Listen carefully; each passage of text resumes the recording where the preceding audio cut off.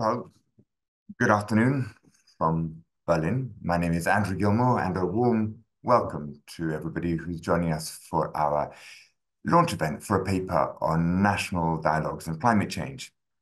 It is part of a wider series, and the author of this paper is Mackenzie Johnson. And our event will be moderated by my close colleague, Sonia Neuweiler. The title merges two major but very different priority areas of the Berkhoff Foundation here in Berlin. National dialogues is something we've been working on in theory and in practice in many countries all over the world for several years. And indeed, one of our flagship publications is the National Dialogue Handbook, which is published jointly with Swiss Peace. The other topic, climate change, is one which over the past 3.5 years has become perhaps almost our top strategic priority. And next month, indeed, we are launching a book on climate change and conflict. Climate change, of course, with its many effects on peace, conflict, tensions, poverty, has become perhaps the main focus of our work in countries such as Iraq and Somalia in the first instance, but increasingly also in Afghanistan, Ethiopia, Sudan, Syria, and Yemen. And today's paper, issued today on national dialogue and climate change, we want to highlight the extent to which national dialogues may be the appropriate venue to address the social, economic, political, and indeed demographic upheavals that clearly already have been started to be triggered and will increasingly be triggered by climate change. And indeed, I think the answer is yes, national dialogues do indeed provide a good place and have the potential to play a very helpful role in reducing some of these issues and for addressing those questions. So with great pleasure, I hand the floor now to my colleague, Sonia.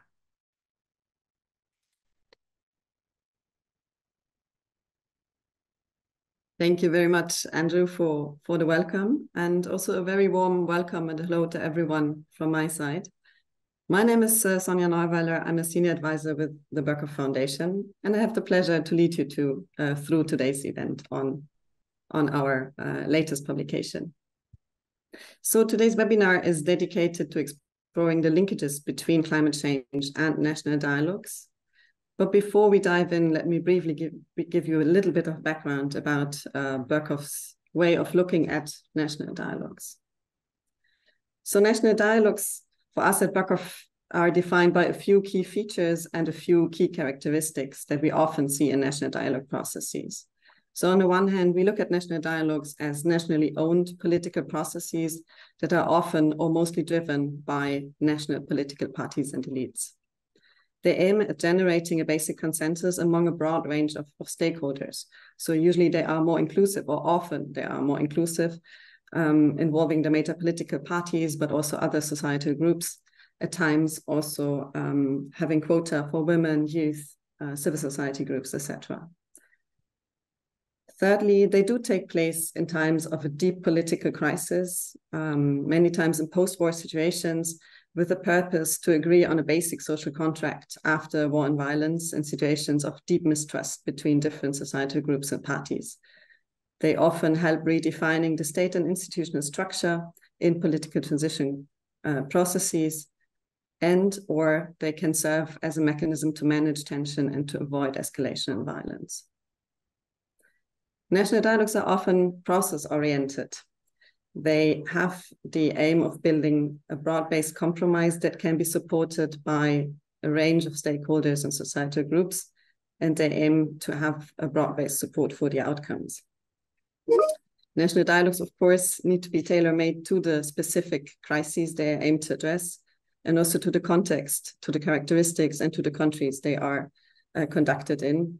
And they need to meet the needs of the key stakeholders in order to be successful and sustainable. The timeframes of national dialogues vary widely. So we're looking at processes that range from a few days, national dialogue conferences, or even several year processes with multiple dimensions and many topics and agenda items. Of course, national dialogues have similarities with other political processes. multi-party negotiation processes, other peace process formats, constitution-making processes, etc. But they're also distinct in their mandate, in their composition, in their inclusivity, and also in their focus on consensus building, on decision-making in a compromise-oriented formula, and also in their focus on nationally owned processes. At BOCOF, we have been working on national dialogue since a long time. We started by supporting the national dialogue in Lebanon in 2008. We have worked a lot in Yemen doing the National Dialogue Conference later, and we also have worked in other countries such as Sudan, South Sudan, Ethiopia, etc. And we've also been providing trainings and workshops with conflict parties, considering national dialogues, involved in national dialogues, or also international actors and regional organizations supporting national dialogue processes. From all these processes, there were questions and issues that came up over the years. The BOCOF Handbook on National Dialogue was already mentioned, which is a more comprehensive guide on national dialogue based on different case studies, collecting lessons learned, insights into process design, experiences from across the globe. But also more recently, we have received questions that aren't addressed yet. And in order to reflect on some of these questions, we have launched the most recent series, National Dialogues at Crossroads. So little attention seems to have been given to questions of how to best integrate certain topics, and climate change is one of them. Also, little attention has been given to meaningfully include certain groups. So an earlier event in this series focused on national dialogues and protest movements. We also recently explored how digitalization changes national dialogue processes, what opportunities it provides, but also how it substantively can be used in national dialogue processes, and what dilemmas and challenges are related to that. But today, I don't want to talk too much as an introduction. We will look at climate change more specifically. And we're very happy that we have a great panel today. And it's also, I must say, a very new topic. So there isn't a lot of experiences to draw on. There isn't a lot of case studies to look at. But at the same time, the topic is increasingly important for a number of reasons. On the one hand, we see that many countries that are experiencing conflict are also among the most vulnerable or the most affected by climate change, which exacerbates and increases crisis in these countries. So we look at climate change contributing to already various difficult situations, droughts, extreme weather events, threatening livelihoods, causing migration and displacement, and increasing competition over already scarce resources. Thus, climate change already often directly or indirectly contributes to violence and escalation. But at the same time, it seems that the peace-building and mediation community also isn't very far advanced yet in addressing these topics, or is still looking into ways to integrate climate change into their discussions and approaches. And for national dialogue specifically, it seems to be great need to explore the potential of national dialogues to also serve as a tool and format to look at implications of climate change. So today we want to look at ways in which national dialogues as a format can help to mitigate the social and political crises that are and probably will be triggered by climate change in the future. And we want to particularly also look at challenges, dilemmas, opportunities, and questions that we will have to explore in the future. So today's event is a first starting point of this discussion. And before I hand over to our first panelist, I would like to encourage you once again to also contribute to this discussion by raising your own questions. So we will activate the Q&A function. The Q&A box can be found on the bottom of the Zoom screen. So you can type your questions directly into that box. We will then take them up later, pose them to the panelists in the second half of this webinar. Apologies, we have limited time, so we might not be able to address them all, but at least we hope to be able to take up as many as possible. But now let me please introduce my first panelist, who is also the author of the paper on the interlinkages between climate change and national dialogue. Welcome, Mackenzie. Mackenzie Johnson is an assistant professor at the University of Illinois Urbana-Champaign at the Department of Natural Resources and Environmental Sciences. Mackenzie has been working across the fields of environmental politics, human security, and environmental justice. Her research looks particularly at the role that natural resources and the environment play in conflict, but also in peace building. And she has been looking at these topics in many contexts across South Asia, West Africa, Latin America, and also North America. Thanks a lot, Mackenzie, for being here with us today. And I would like to hand over to you, asking you from your research and the conversations you had for writing this paper, what are the key dimensions of how national dialogue and climate change interlink? Please share with us your insights of which role national dialogues can play in working on climate change. The floor is yours. Thank you. And thank you so much for having me. My mic seems to be coming in and out, so please let me know if anyone's having trouble hearing me. So when Berghoff approached me about this opportunity, the question was, how can climate change feature within a national dialogue process? And this was actually a very challenging question because there are no examples where climate change has featured prominently in a national dialogue process. And so that was a challenge because we draw on case studies to understand what works and what doesn't work in thinking about the overlap between these two issues. But it also provided an opportunity to conceptualize how different actors might approach this problem. So the way that I did it was to look around the world really and see what the overlaps are between dialogue processes in a broader form and climate change. And so settled on kind of an analytical approach that looks at climate change in kind of three different ways in terms of the ways it can affect a society. First is when there are climate-related conflicts or climate is driving aspects of a conflict in some way. So societal actors could incorporate climate-related issues into a national dialogue process to address conflict. And in this scenario, we use the case of Sudan, given that there has been a lot of discussion over the relationship between conflict and climate. And talked about the way that climate change should be incorporated into national dialogue processes, potentially not directly as climate change, but under a broader environmental umbrella to be able to talk about the entirety of the range of ways that environmental issues, including climate change, can contribute to conflict drivers and the ways that actors can address or resolve them within a dialogue process like a national dialogue.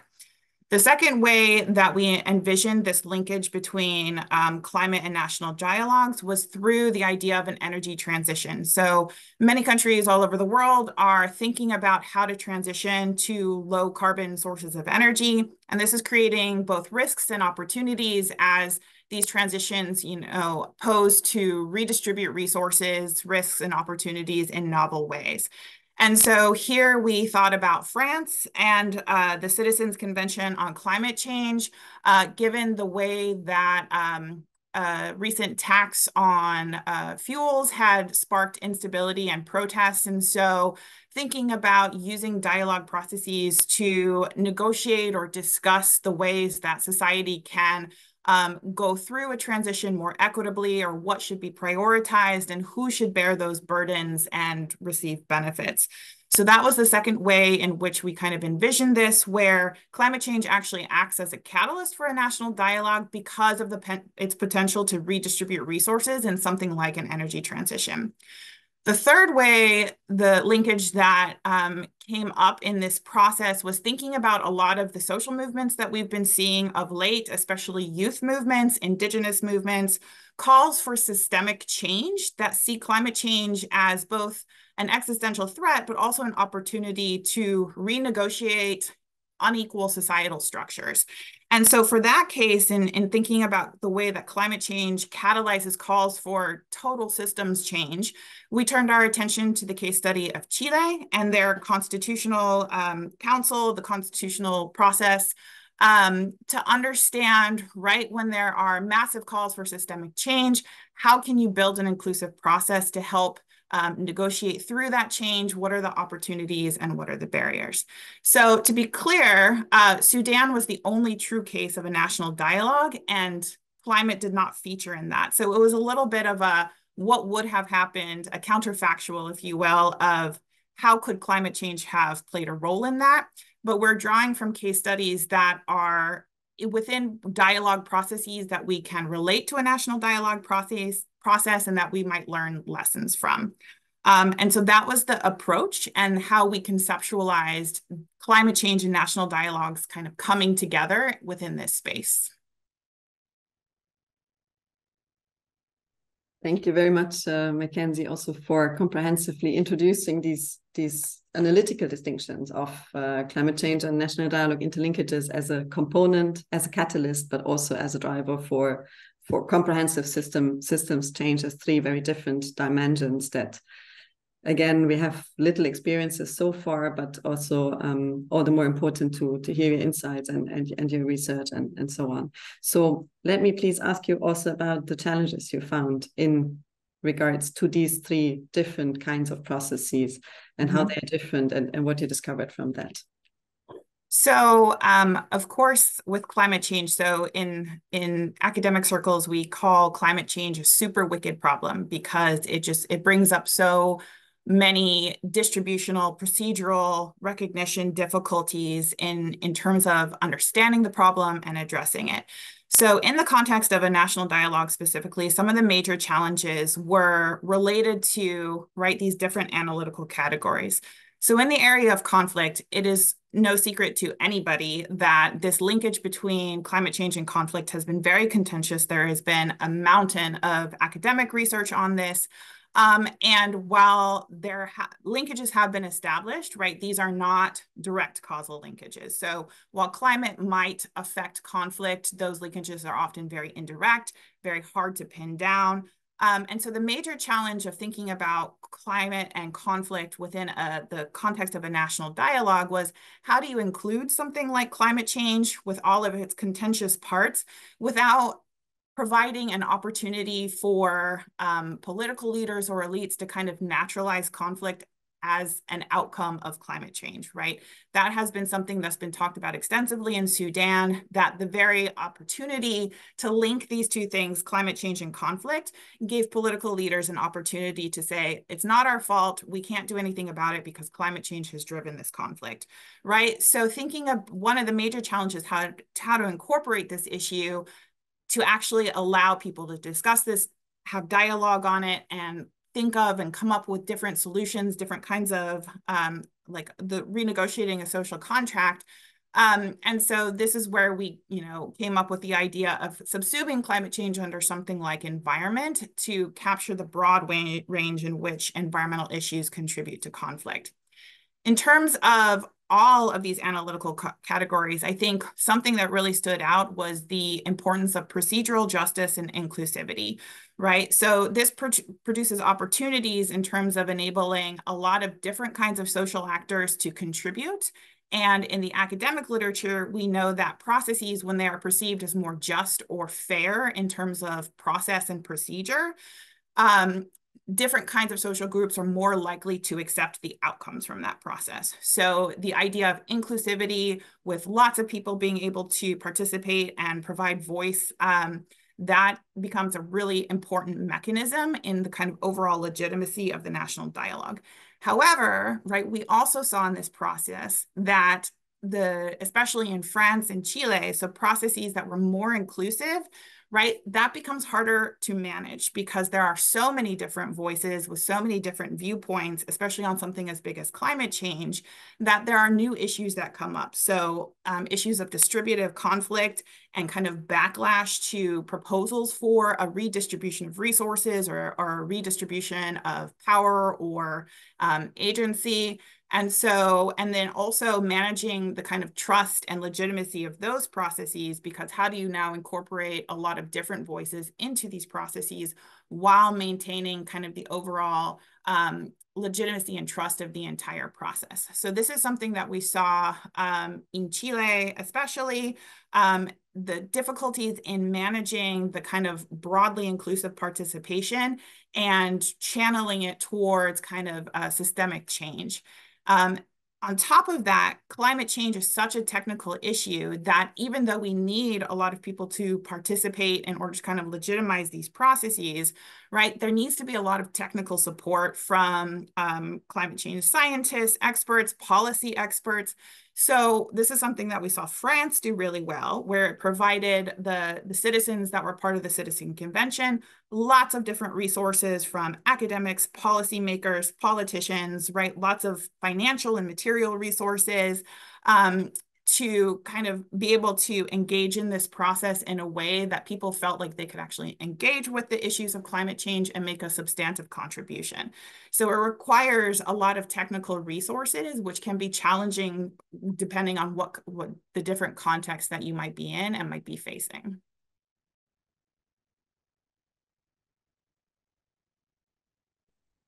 Thank you very much for this very interesting summary, and also for looking a little bit at the challenges and dilemmas already. On the one hand, from the Sudan example, highlighting that, of course, there is a risk of also instrumentalizing climate change or creating a narrative around climate change as a cause of conflict that may distract from other unjust policies and questions of societal justice. That is a risk in looking at the topic. But also the second point you made on maybe the trade-offs, one could say, between a largely inclusive and thus maybe very legitimate process, but at the same time, the challenge of managing this inclusivity, which is true for national dialogues in general. I think it's not only specific to climate change, but of course, with the extra complications that you also mentioned in terms of the complexity of the topic, also the difficulty of developing policy suggestions, given the complex nature and the intersection with many other topics as well. So thanks a lot for also providing already some concrete opportunities, but also challenges from this analysis. May I just ask you very briefly at last to also give a few of the key recommendations that you see, or the lessons learned that we can draw from the 3 cases that you've looked at for the design and implementation of national dialogues with a component, catalyst, or systems change element of climate change?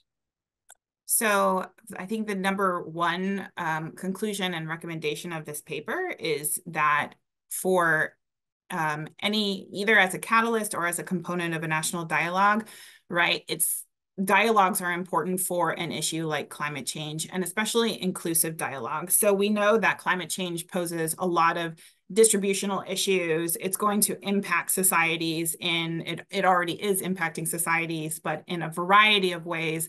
And so in order to kind of negotiate the impacts that people are facing, but also what kind of policy solutions might be appropriate, right, we have to be talking about the different ways that climate change is intersecting with societies, and that might be distinct for every single country around the world, but also make it an inclusive process such that you can actually capture the range of ways that climate is impacting societies, and people feel like the policy solutions are either in recognition of those impacts or moving towards some kind of solution that they can see themselves in.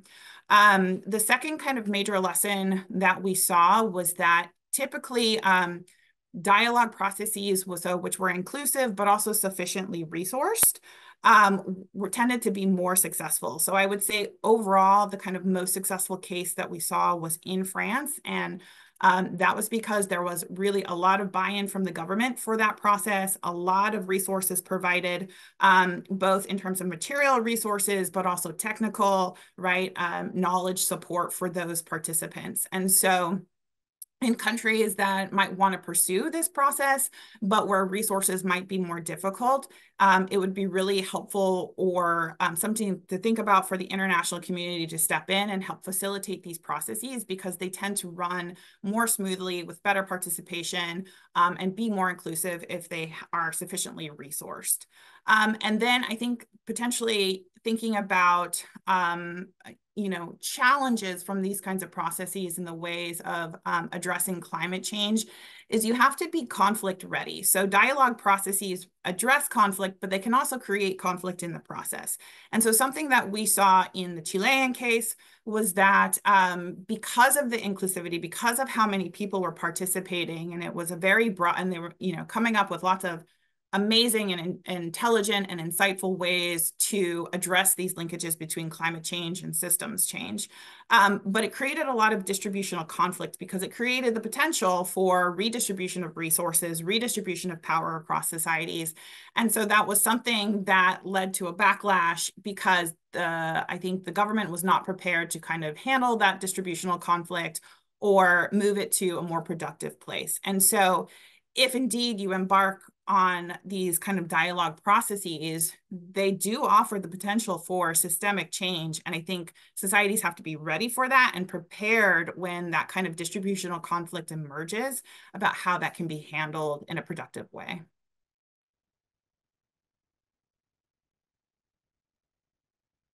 Thanks a lot, Mackenzie. And thanks also for already providing us a bridge to actually our next panelist. We will come back to you later with more questions and dig deeper into some of the issues that you've raised now already. But before we do that, let me now also please introduce our second panelist, Nicolas Santamaria. Nicolas is a lawyer with experience in constitutional reform and criminal law from Chile. In 2021, Nicolas was a political and a legal advisor in the first constitutional convention in Chile, one of the case studies that also Mackenzie has looked at. And since then, Nicolas has worked as an external advisor to the Senate of Chile, and he has also worked as a lecturer on criminal law at the University of Chile. And in the meantime, Nicolas has moved to Berlin and also continues his focus on research, particularly on migration, authoritarianism, and the intersection with climate change. So welcome also to you, Nicolas. May I first, thank you. May I first ask you to briefly reflect on what we heard from Mackenzie, basically the key considerations and also recommendations. How does it resonate for you and also with your background from the context in Chile? Well, thanks for the Berghoff Foundation first of all, for the invitation to participate in this panel and in the advisory group, and Mackenzie for this fabulous work on this challenging issue. Yes, so I would like to make a reflection on the exchange that we just heard related to the importance of the public support in a national dialogue that is needed to succeed. And also an issue regarding the need of a wide representativeness of a national dialogue. I think one of these two issues are important as a challenges. So related to the public support, the paper is really illustrative of the strong differences between the French and the Chilean cases in the preparation phase, as just Mackenzie highlighted. France was able to overcome the participatory barriers and the information asymmetries because it provides sufficient financial and technical support. In the Chilean case, on the other hand, the state commitment, not only by the administration of the state, but also by traditional parties and public institutions like the public press, didn't meet the complexities of this historical process. A quote of responsibility, though, was also in the new convention that looked with mistrust the public institutions and was isolated itself. So just to illustrate the point, we started with very little support. The time was rushing. We had only 1 year to organize a novel institution with high public expectations. We need to create the procedural rules without any draft. We need to design and implement a participation process, build the normative proposals, negotiate them, the debating commissions, and in the plenary. And after that, communicate to the public what was happening in the convention and run a campaign to convince the population that it was the answer to their social justice demands. So it was quite frenetic. So the deadlines and the lack of support and engagement of the government and traditional political actors in the preparation and installation of the convention on the process phase was a determinant. But I want to highlight one aspect of the public support that I think is crucial in a national dialogue that as a national dialogue will extend beyond the conferences rooms where it is held, and is the official communication and the civic education of the process. National dialogues will deal with technical issues, particularly regarding environmental issues, and maybe with legal concepts that can be misunderstood or misinterpreted. And in times of disinformation, and in countries with high concentrations of property in the media, like Chile, we dealt with huge problems of communications in the process, either to the general population as to the disadvantaged and isolated groups. We face fake news, an interested agenda to defend the status quo, who saw a threat of systemic change and redistribution policies. So for just as an example, during the campaign, we, in a meeting of a group of people in Valparaiso, that is a region in Chile affected by a long-standing drought and the effects of inequality in the use of natural resources, water in particular, the people weren't concerned about the environmental and social rights and institutions, but they were afraid of lose the things that they have earned. They heard that if the proposal was approved, they would lose the property of their houses. That was one of the popular fake news. It can sound absurd, but it's only one case of the profound impact of disinformation when there are power asymmetries in the press and social media, and where, especially when there are risks of systemic implications of the dialogue. So on the one hand, it was crucial, this public support and the commitment of political actors in the preparatory phase, in areas of the procedural rules, the material and technical resources, and the support of the participation mechanism. But on the other hand, it is a challenge in a national dialogue that will be happening in several tables of conversation at the same time, especially if there are systemic implications. It's a challenge to address disinformation, educate in basic concepts, and communicate trust in the process within the framework, of course, of freedom of expression and pluralist information. Thank you very much, Nicolas, for these reflections, and also for highlighting some of the points or linking it back to what Mackenzie said. Just you spoke a lot about the risk of disinformation and also or the need of public education, public outreach in national dialogues. That's, I think, very true for national dialogues in general, not necessarily only in relation to climate change issues. Maybe you can briefly also link it back to the case in Chile, where if I remember correctly, there was a referendum, so it was even more important that basically the public would actually support the outcome. Maybe you can place a little bit also the aspect of climate change. How was that addressed, particularly in the constitutional process in Chile? Yeah, sure.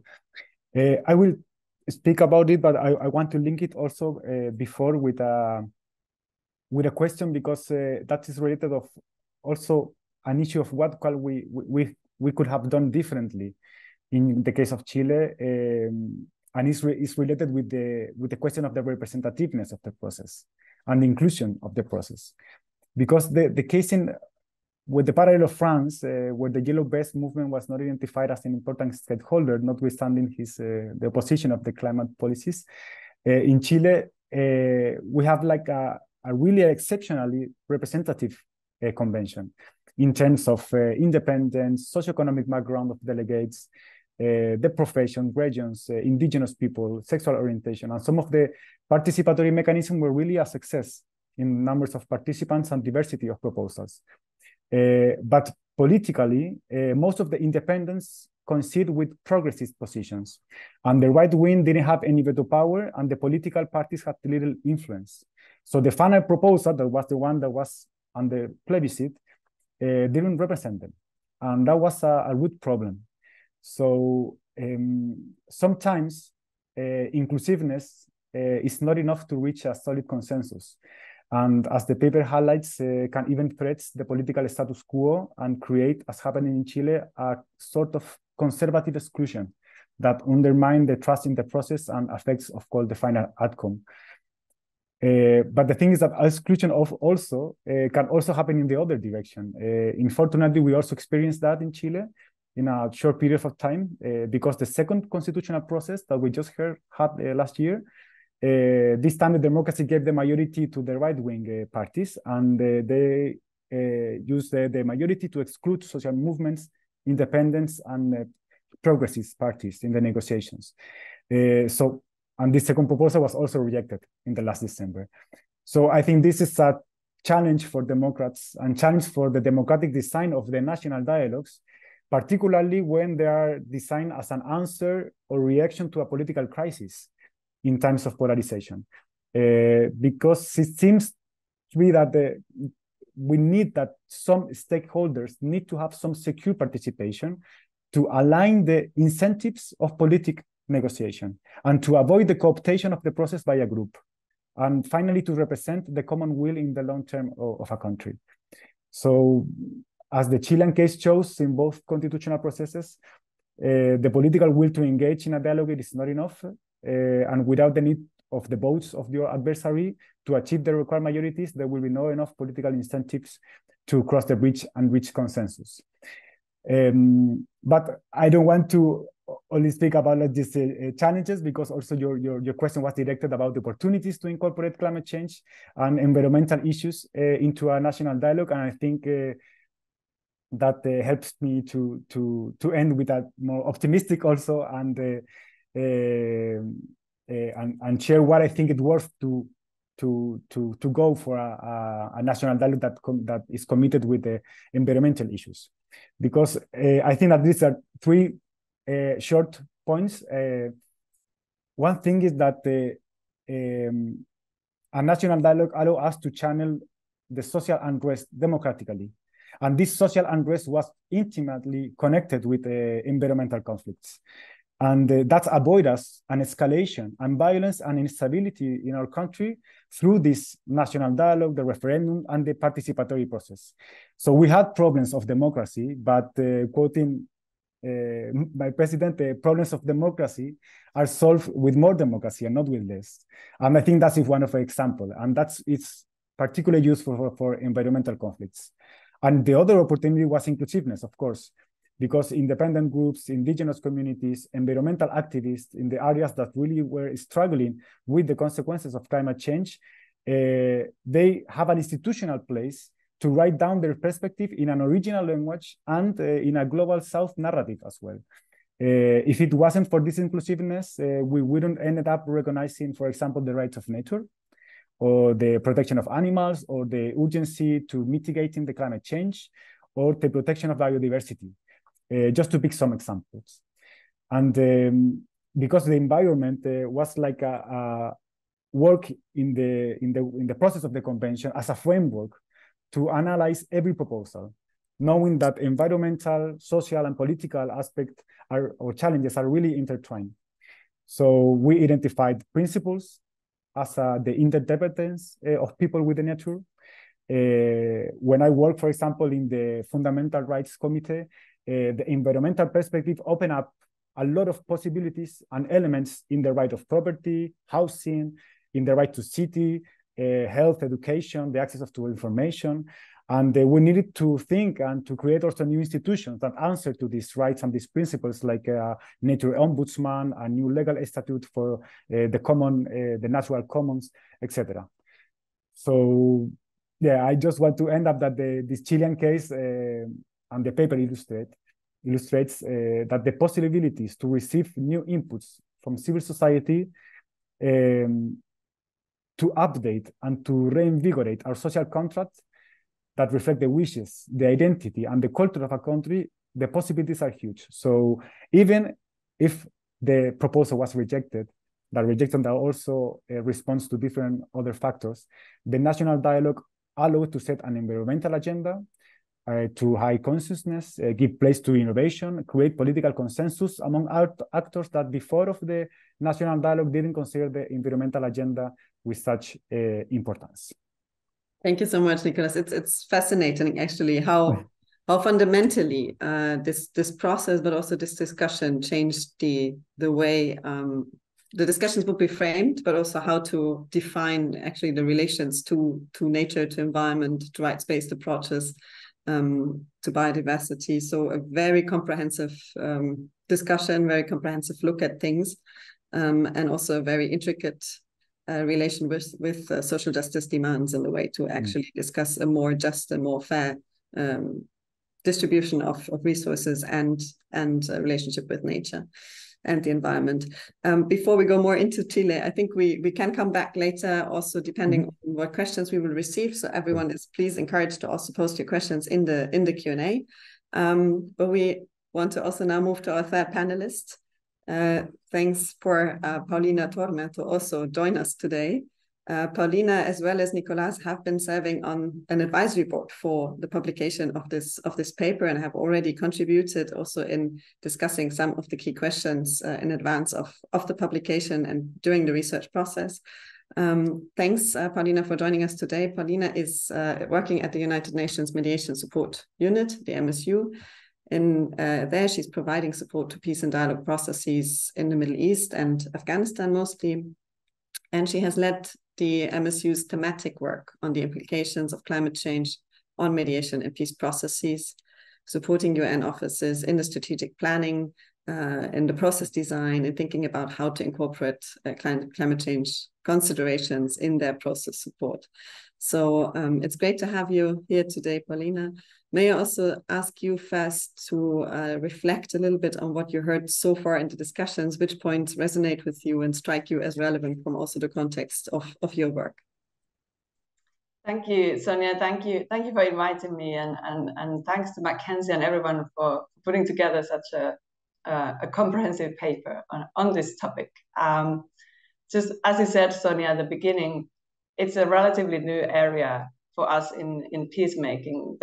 The topic of climate change has, of course, been recognized in many conflict contexts, but on the peacemaking side, it's still relatively new.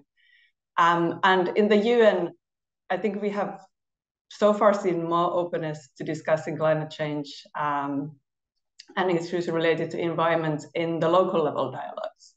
And that perhaps speaks also to why there weren't that many cases at the national level to draw from for the paper. At the local level, the implications are, of course, often felt directly by people in their everyday lives and livelihoods. So it tends to emerge more there. But I would say that many of the recommendations of the paper are actually useful and could also be adapted to local level dialogues, all kinds of dialogues, in addition to the national ones. For example, where it speaks about the need for climate-related dialogues to be inclusive, and we've heard a lot about some of the challenges of this as well from Nicolas and Mackenzie. But the benefits of inclusion, of course, apply to all kinds of dialogues. And I would just add on that oftentimes it's the local communities, the youth, the women, the indigenous communities, community leaders or religious leaders who also have a different kind of perspective to add and sort of first-hand experience from the impacts of climate change to bring to the process, and that speaks to the importance of inclusion, and I think the paper makes a strong case on this. And it also provides opportunities for us to think about what different roles different actors can play in discussing the implications of climate change, particularly when they intertwine then with other aspects of conflict and conflict drivers. On other reflections, for me, it was interesting to read about the different case studies and drawing lessons from different types of dialogue. So not just those that we tend to focus on that aim to resolve armed conflict, but also those that similarly strive towards societal change at more peaceful times. It was useful to learn about France and sort of, while some of Mackenzie talked about the resources that are required that may not be easily replicable in some other contexts, particularly but where there's conflict. But there are certainly lessons that can be drawn from. I also thought that the paper was particularly good in being realistic in cautioning about how climate change can contribute to the distributive forms of conflict. And Mackenzie and Nicolas talked about this, how it may reveal divisions in the material interests of political and economic stakeholders. Chile is a clear example of this. And And I think it's useful for us to be reminded of that, that even if in principle everyone would agree that climate adaptation and mitigation measures are necessary, it's equally important for us to consider the various interests and fears that drive different stakeholders when we talk about climate change and environmental interests. Similarly, as it would be when we talk about any other aspect of conflict. And perhaps as a final reflection, I also thought that the framing as broader environmental category is useful in the paper. It draws attention to the issues that the stakeholders are concerned about and that require attention. In our work and in our past publications, we have talked about and suggested speaking of people's lived experiences, using terminology that resonates with them, that makes the issues concrete. Using language that is familiar to the stakeholders, we can easily sort of go into talking about climate change in quite technical terms. But when we try to bring it into a peace process or a dialogue process, it's good to try to bring it as close to the people's lived experiences as possible. Thank you so much, Paulina, for actually also contributing with additional aspects and also reflecting on what we heard before. I think it's particularly important also what you say to link it back to the local level dialogue. So not only looking at the national level transitions that are necessary and changes to governance systems and how could they be brought about, but also to look at the local context where basically adaptation to climate change needs to fit the conditions of the local communities as much as probably conflicts resulting from resource scarcity and resource competition need to be addressed in a way that is inclusive at the local level and also gears towards local mediation and local dialogue approaches.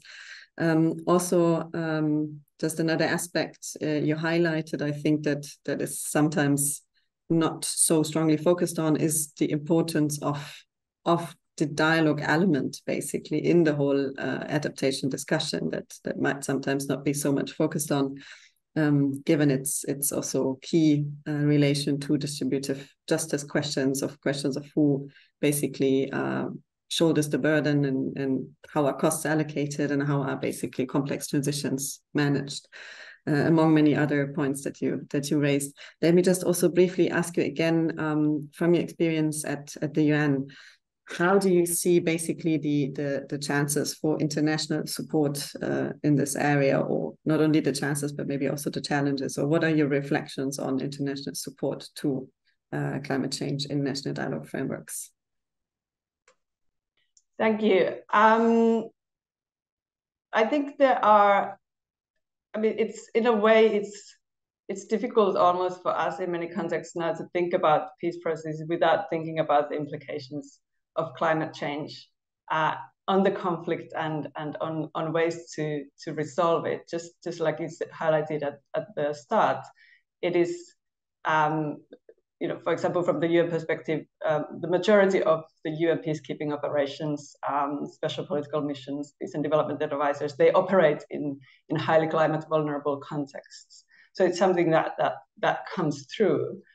It may be, in some cases, it may be useful to consider it as a sort of standalone item. But I think from a support perspective too, we have to be thinking quite a lot more about how we incorporate it in other areas where the implications are felt. And we already heard a bit about this from Nicholas, where he highlighted how it provided opportunities to discuss other topics. So for example, when we talk about political rights or the economy as separate colleagues, should we also be thinking about land, access to water, increasing impacts of extreme weather events on people's livelihoods, and how climate change is influencing and changing these. From a sort of institutional perspective, and trying to support stakeholders in different ways on the questions, interlinked questions of climate change, peace and security, we try to bring together expertise from different parts of the UN system. So, for example, we now have a climate security mechanism that brings together the departments of political and peace-building affairs and peace operations, as well as the UN agencies that work on development and environmental questions. So working hand in hand between the political colleagues, as well as those who have more expertise on environmental questions, to make sure that we are better able to support different actors, and also to fill that gap that was highlighted on knowledge between different stakeholders. Even powerful actors may avoid the topic if they feel disadvantaged on the basis of technical knowledge. I think another way to address the resource question is using technology. The paper also highlights how digital technologies can facilitate inclusion, also in an environmentally friendly manner. The UN also supports digital dialogues that can complement peace processes and enhance inclusivity. But there are also an increasing number of other possibilities to use the AI, satellite, geospatial tools to generate data and future environmental projections. These can inform the dialogue. For example, they can provide a shared knowledge base for the parties on the current state of play or the basic facts and climate projections. But I think they can also incentivize bringing the environmental climate topics in to be part of a dialogue, because it can increase the understanding of the implications of climate change and the need to consider and address them.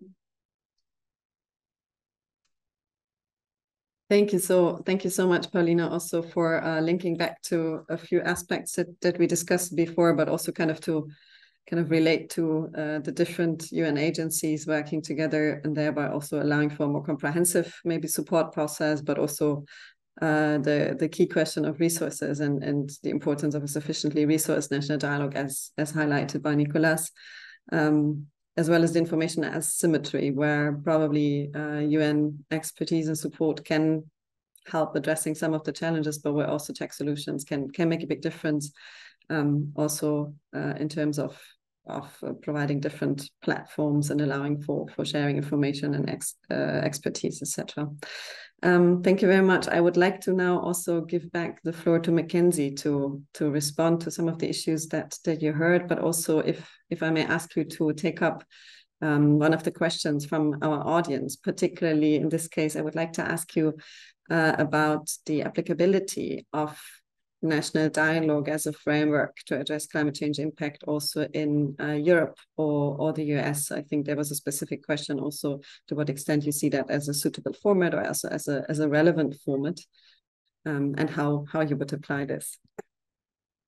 Yes, so I don't have much more to add in terms of Nicolas and Paulina. I think they were really helpful in putting these ideas together. And I just want to reiterate that there was a broader advisory board that I was able to interact with twice, which pulled from all different types of social actors across different country contexts. So this was shaped in coordination with a range of perspectives that was very helpful from, an academic perspective. So yeah, I think that's a really interesting question. We purposefully approached the case studies in this report with the idea of kind of collapsing that binary between what we now refer to as global South and global North countries. I think climate change just obliterates that distinction in a lot of ways. And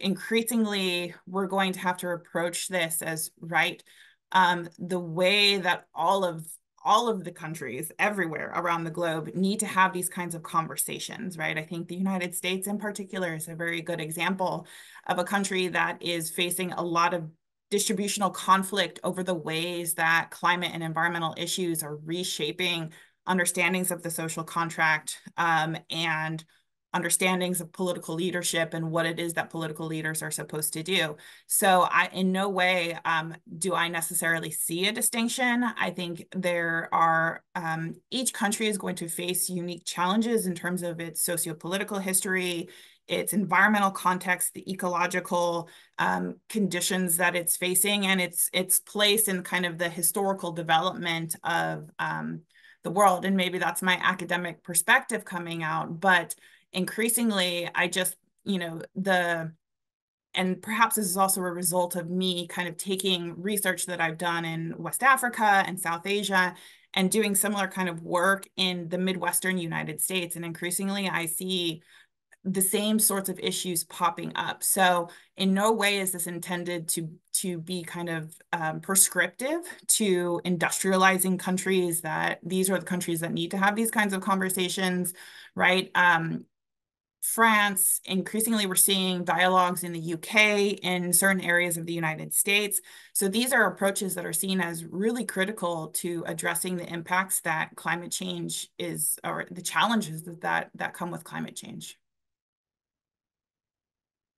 Thanks a lot, Mackenzie.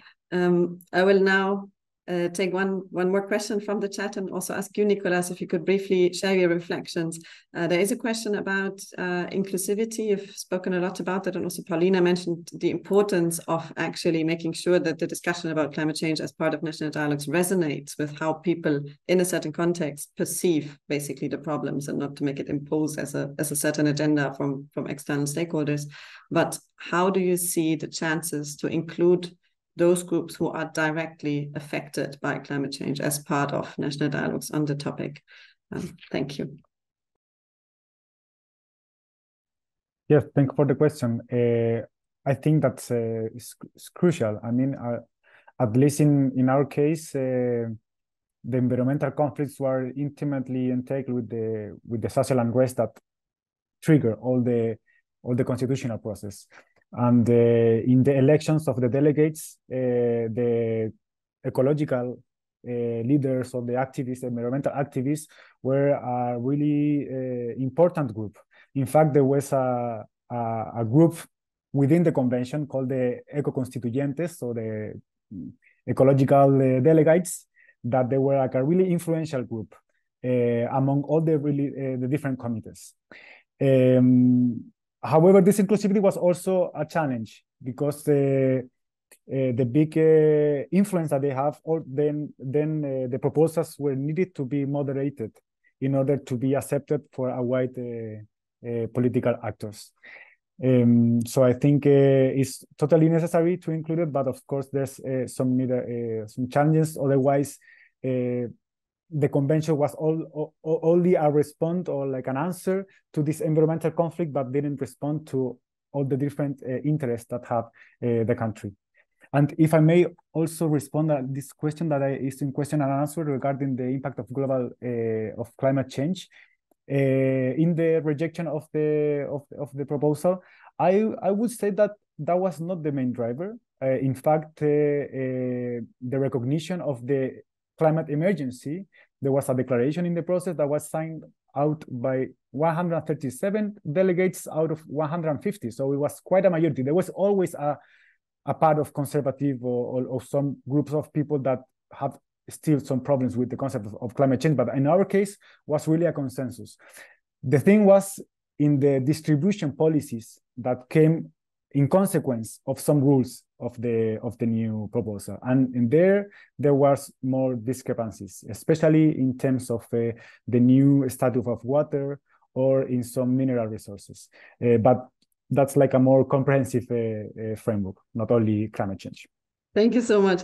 Let me just give very briefly, we're not going much over time, I promise, just very briefly, one of the questions from the chat also to you, Paulina. Could you maybe reflect briefly on the question relating to how integrating climate change into national dialogues can also help or contribute to rebuilding or building trust between governments and societies, or different groups and societies? Do you see any potential there? Thanks. Yes, I think there is potential, and just like Nicolas highlighted there, it's so intertwined with other topics that I think when considered in the context of other questions, it can help create space for dialogue where the interests of various different actors, the governments or different elements of the society actually merge and come together. It's in the interests of many to address. It does have the potential to create conflict and risk, sort of creating concerns about the redistribution of resources and power, as has been highlighted many times. I think that's something that we need to be aware of, but it does also have the potential to even where there are great differences and disagreements over other topics, this may be the area where we see that there are also shared interests. And also the local communities, the society may have different first-hand experience and expertise that they bring to the conversation, that the governments at the national level may not have or may not be aware of, and expertise that the different actors can add. I might also just highlight that this is a topic that might bring together different parts of the government. So where we may often in peace processes or national dialogues be dealing more with the security ministries on the environmental questions, the inclusion of ministries that deal with environmental, agricultural, other questions will also become important. Thank you so much. We don't have enough time to explore more questions, but thank you so much for providing these inspirations. I hope that it helps others who are thinking about national dialogue processes, who are currently involved in national dialogue processes, and also those just generally interested in the topic of the intersection of climate change and peace processes. So thanks so much to our three great panelists. Thanks for all of you to listen in today. And let me just briefly close with announcing our next webinar, which is going to take place on the 1st of February. So for those of you who are interested in accountability and integrity in peace processes, please tune in on the 1st of February at 1 p.m. CET. Thanks so much again to our panelists, and you will find the papers on the website. Thanks so much.